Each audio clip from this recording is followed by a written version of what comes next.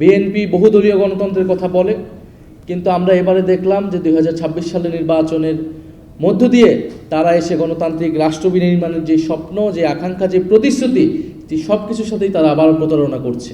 আমরা চাই দেশের স্থিতিশীলতার স্বার্থেই এই গণতান্ত্রিক সংস্কারগুলো করে আমরা সামনের দিকে আগাতে চাই।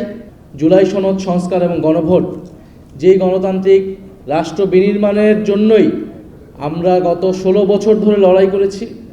গত 16 বছর নয়, বলতে গেলে স্বাধীনতার পর থেকেই 54 বছর থেকে আমাদেরকে লড়াই করে যেতে হচ্ছে একটা গণতান্ত্রিক বাংলাদেশের জন্য। যেই আকাঙ্ক্ষা মুক্তিযুদ্ধে এদেশের জনগণ করেছিল, যে আকাঙ্ক্ষায় আবারও জীবন দিয়েছে জুলাই গণ অভ্যুত্থানে, কিন্তু আমরা বারবারই নানান শক্তির বাধায় হোঁচট খেয়ে যাচ্ছি। আমরা দেখেছিলাম মুক্তিযুদ্ধের পরে যে গণতন্ত্র প্রতিষ্ঠার কথা ছিল, সেই গণতন্ত্র স্বপ্নকে, সেই আকাঙ্ক্ষাকে কবর রচনা করে বাকশাল প্রতিষ্ঠা করেছিল তৎকালীন সরকার, শেখ মুজিবুর রহমান। এবং পরবর্তীতে আমরা 16 বছরেও এই একই জিনিস দেখলাম।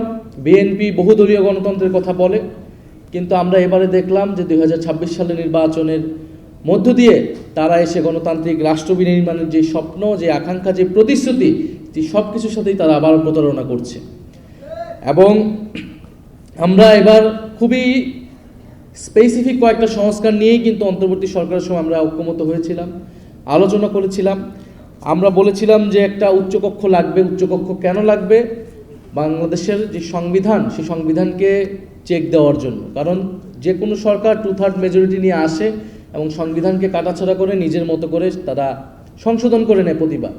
ফলে এখানে একটা উচ্চকক্ষের মূল দায়িত্বটাই হবে এখানে সংবিধানকে একটা চেক অ্যান্ড ব্যালেন্সের জায়গায় রাখা, যাতে নিম্নকক্ষে 2/3 মেজরিটি থাকলেও উচ্চকক্ষে যাতে একটা ব্যালেন্স থাকে, একটা ভারসাম্য থাকে, এবং সংবিধান পরিবর্তনের ক্ষেত্রে যাতে গণভোটের ব্যবস্থাও থাকে। এবং সে উচ্চকক্ষকে আমরা বলেছি ভোটের অনুপাতে করতে হবে, কারণ আসনের অনুপাতে করলে সে উচ্চকক্ষের আসলে কোনো গুরুত্ব নাই, সেটা কেবলই অলংকারিক হবে।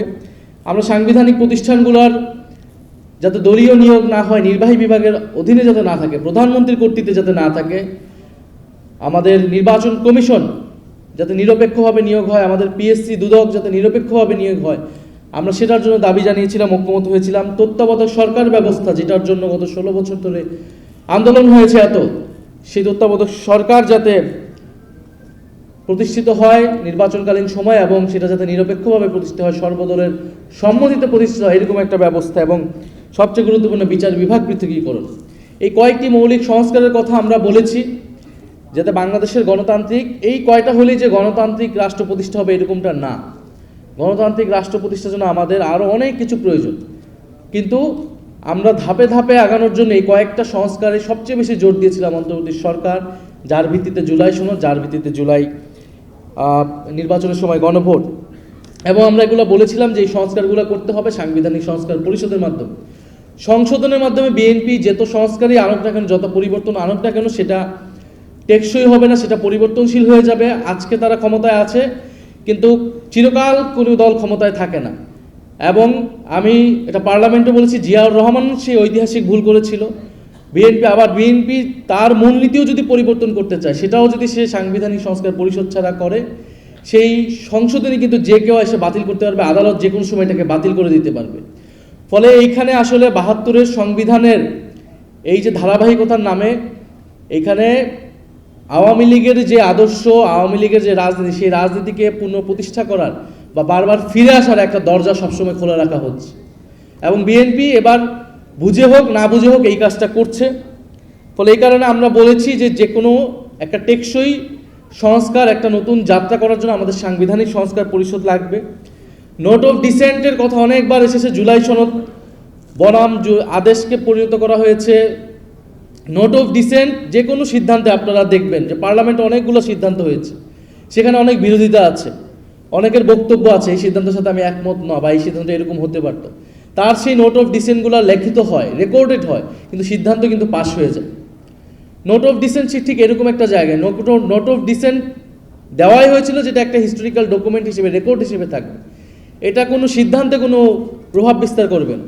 কিন্তু জুলাই সনদ যেদিন স্বাক্ষর হয় সেদিন আলাদা করে নোট লেখা হয়েছে সবগুলো, যে যার মানে যেই দল আসবে সেই দল নিজেরাই সংস্কার করবে তাদের মতো করে। তাহলে তো এই ঐক্যমতের বা জুলাই সনদের কোনো আসলে বাস্তবতা থাকে না, প্রাসঙ্গিকতা থাকে না। সেই জায়গা থেকেই জুলাই আদেশ দেওয়া হয়, সেই জায়গা থেকে গণভোট দেওয়া হয় এবং গণভোটের মাধ্যমে কিন্তু জুলাই আদেশ জনগণের সম্মতি পেয়েছে, কারণ এই গণভোটেই জনগণ জুলাই আদেশ মানে কি মানে না সে কথা স্পষ্টভাবে বলা হয়েছে। আরেকটি বিষয় যেটা আমরা এখন আলোচনা আসলে সেটা হচ্ছে জুলাই ঘোষণাপত্র। সেই জুলাই ঘোষণাপত্র কিন্তু সংবিধান তফসিলে যুক্ত হওয়ার কথা, কমিটমেন্ট দেওয়া আছে। সেই বিষয়ে আমরা সরকারকে এখনও কথা বলতে শুনিনি। সর্বোপরি আমি কথা বাড়াবো না, একটা কথা বলেই শেষ করব যে গণতান্ত্রিক রাষ্ট্র বিনির্মাণের লড়াই যদি বারবার হোঁচট খায় তাহলে মানুষকে বারবার আবার রাজপথে নামতে হবে, আবার আন্দোলন সংগ্রামে যেতে হবে, যেটা আমরা চাই না।